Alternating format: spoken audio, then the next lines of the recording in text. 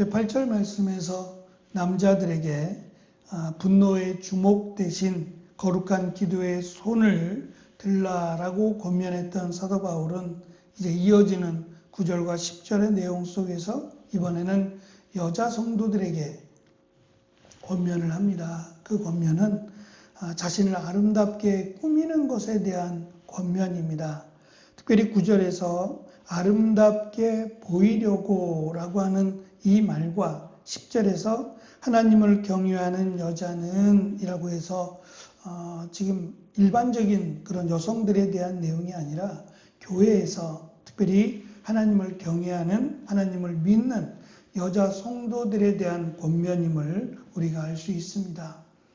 동서고금을 막론하고 자신을 아름답게 꾸미는 것은 어쩌면 여자들에게 허락하신 즐거운 특권이라고 할 수 있을 겁니다. 문제는 단순히 아름답게 꾸미는 것이 아니라 사람에게 보이려고 한다는 것, 특별히 교회에서 하나님을 경외하는, 하나님을 믿는 여성들이라면 어떻게 아름답게 꾸며야 되느냐에 대한 권면이라고 할 수 있을 겁니다.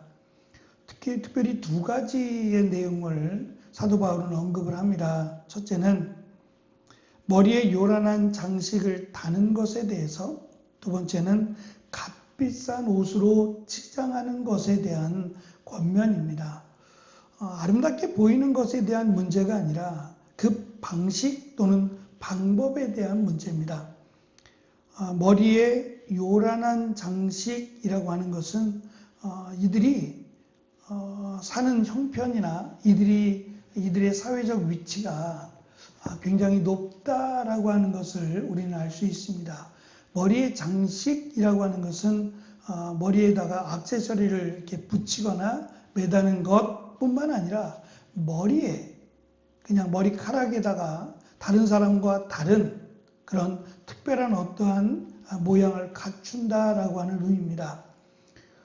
이것이 어디에 영향을 받았는지는 알 수 없지만 당시의 헬라 문화라고 하는 것이 인본주의입니다. 자신의 인간이 먼저라고 하는 그 인본주의의 색채를 띤, 그래서 자신을 아름답게 꾸민다라고 하는 것이 우리가 지금 생각하는 어떤 미적인 그런 의미보다는 이 아름다움의 신이라고 하는, 여자들의 신이겠죠. 이 아름다움의 신이라고 하는 그 신을 만족하게 하는 것과 영향이 있습니다.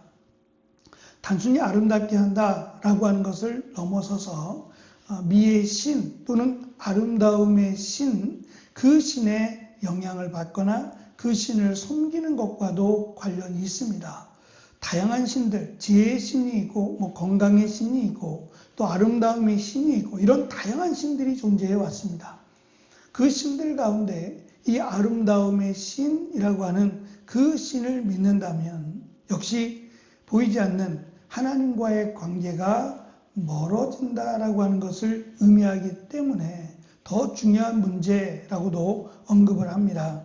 그래서 사도 바울은 특별히 교회 공동체라고 하는 다양한 사람들, 신분도 다양하고 또 사회적 위치도 다양한 이런 다양한 그런 위치를 가지고 있는 교회 공동체로서 이 아름다움에 대해서 다 관심이 있지만 특별히 이런 외적인 면에 요란한 장식을 다는 것 또는 보석과 값비싼 옷으로 치장하는 것이 사회적인 것으로는 크게 문제가 없을지 모르지만 교회의 목적은 아름다움을 자랑하거나 자신을 드러내는 데 있지 않습니다.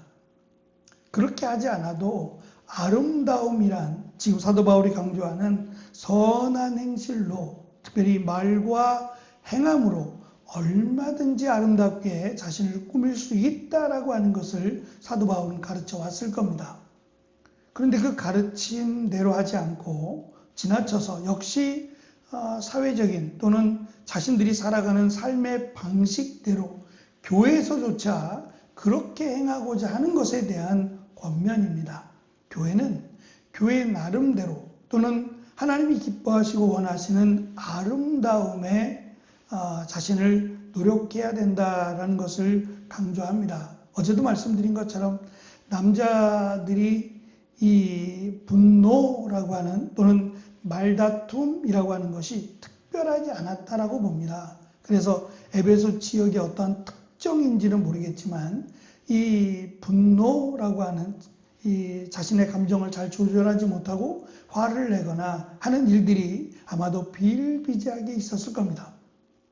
문제는 그것이 교회 안에서까지, 교회 안에서만이 아니라 밖에서 그러했던 그 모습이 교회 안에서까지도 자연스럽게 드러나고 있다는 데 문제입니다. 그러면 목소리가 큰 사람이 이긴다, 우리가 흔히 말하지만 단순히 목소리가 큰 사람이 이기는 것이 아니라 목소리를 크게 낼 수 있는 사람이 누구냐라는 거죠.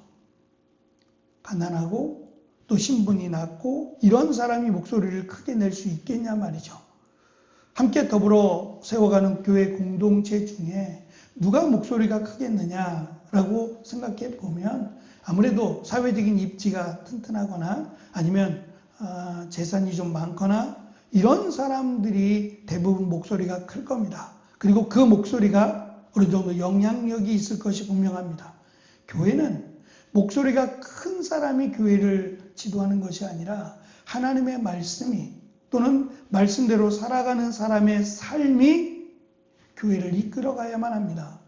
마찬가지로 자신의 몸을 아름답게 치장하거나 요란한 장식과 보석과 값비싼 옷으로 치장한 사람이 교회에서 영향력을 미치는 것이 아니라 그가 가진 것이 없다 할지라도 그가 하는 말이나 그가 하는 행동이 하나님 말씀에 따를 때 그것이 교회의 기준이 되고 그것이 교회에 영향력을 미쳐야 된다라고 하는 것을 다시 한번 사도 바울은 강조합니다.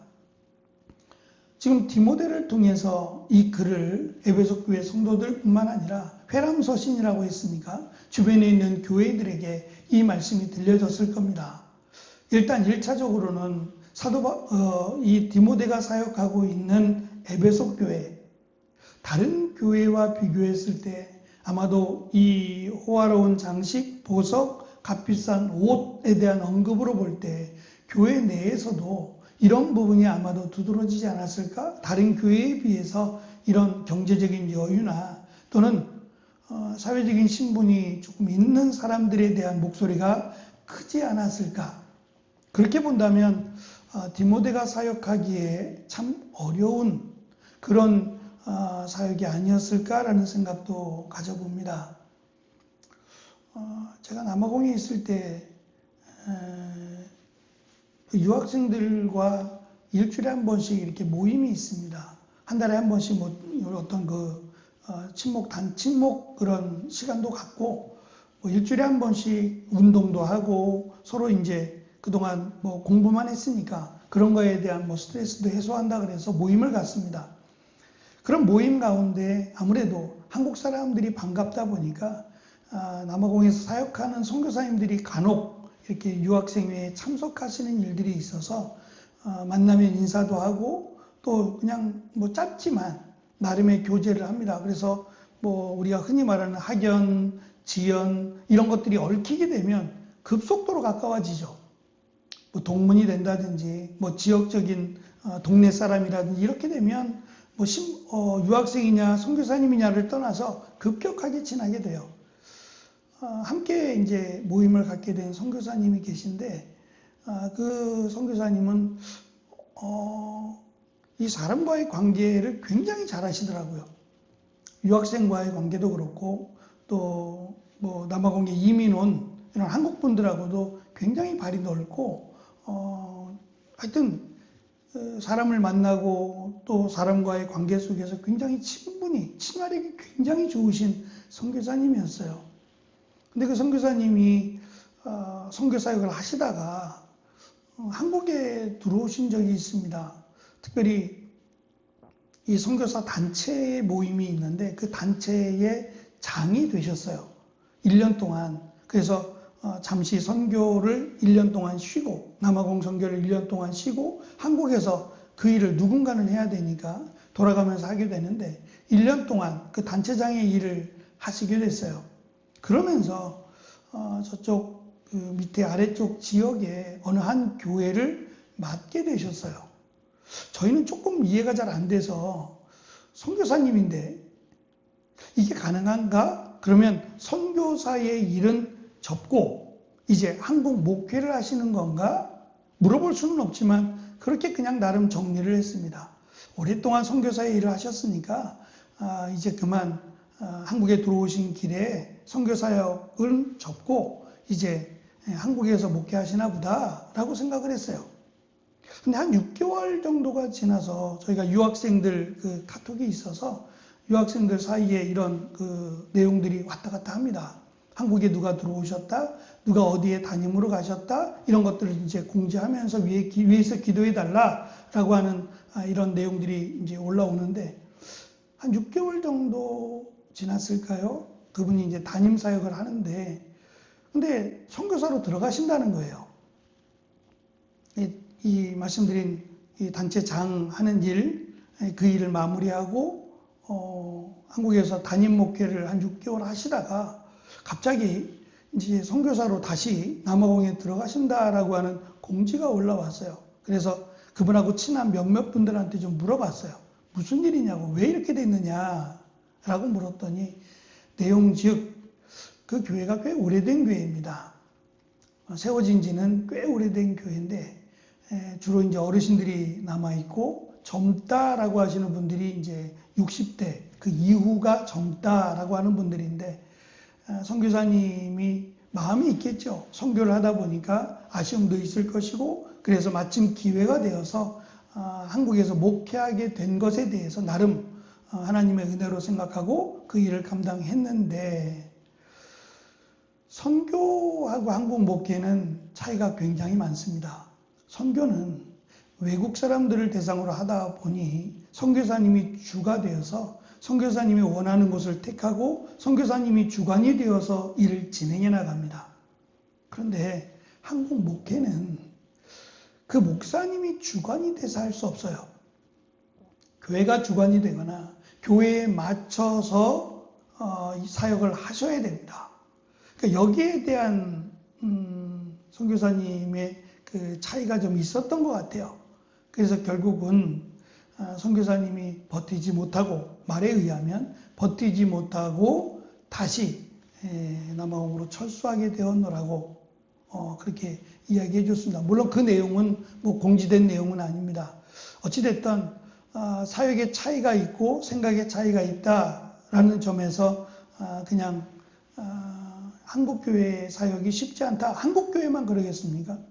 교회 사역이 쉽지 않다라는 것과 또 한편으로는 이 선교라고 하는 이 복음을 전하는 이 사역이 조금 다듬어질 필요가 있다라는 생각도 더불어서 하게 됐어요.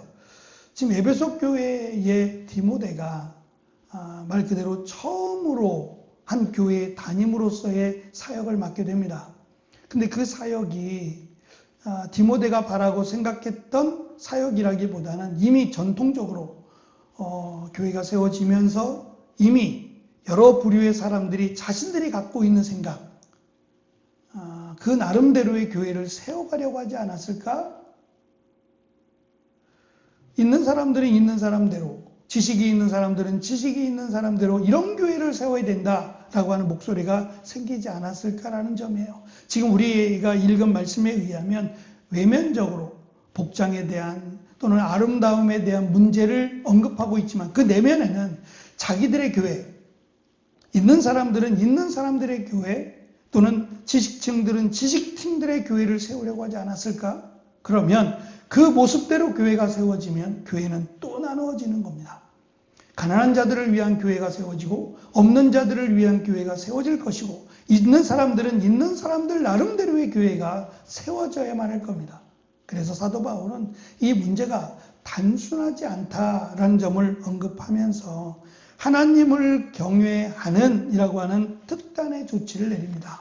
그래서 정말 하나님이 기뻐하시는 교회, 이 교회는 세 가지가 있어야 된다라는 것을 강조합니다. 첫째는 말씀드린 하나님을 경외함입니다. 이것이 하나님이 보실 때의 아름다운 교회 또는 아름다운 여자라는 것을 강조하고 있습니다. 둘째는 당당한 신앙 선언이라는 건데요. 자신이 그리스도임을 숨기지 않는 당당함이 그 어떠한 장식보다 아름답다라고 하는 것을 강조합니다. 그리고 마지막은 선한 행실이 하나님이 보시기에 아름답다라고 하는 것을 강조합니다.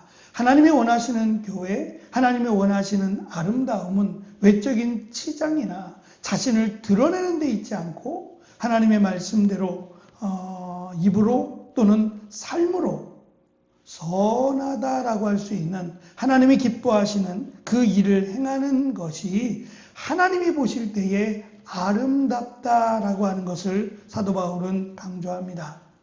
진정한 아름다움은 거울 속에 있지 않고 우리의 성품과 행실 속에 있다라는 것을 권면합니다. 그래서 화려한 보석보다 빛나는 것은 하나님을 두려워하는 마음이며 명품 옷보다 귀한 것은 이웃을 향한 선한 손길과 행위라는 것을 다시 한번 강조하고 있습니다. 에베소 교회뿐만 아니라 지금 우리가 살아가는 지금 이 시대 속에서 마찬가지일 겁니다. 정숙함 또는 단정함이라고 하는 것은 자신을 드러내는 데 있는 것이 아니라 오히려 그리스도의 향기를 드러내는 데 단정함과 정숙함이 있을 겁니다. 하나님이 기뻐하시기에, 하나님이 보시기에 기뻐할 만하다, 아름답다라고 할 만한 것이 기준이 되는 에베소 교회뿐만 아니라 우리 교회 또는 지금 우리가 살아가는 이 시대의 교회들이 되어야 되리라 생각합니다. 하나님이 보시기에 아름다운 그런 믿음의 길을 걸어가는 교회와 우리가 되기를 축원합니다. 기도하겠습니다.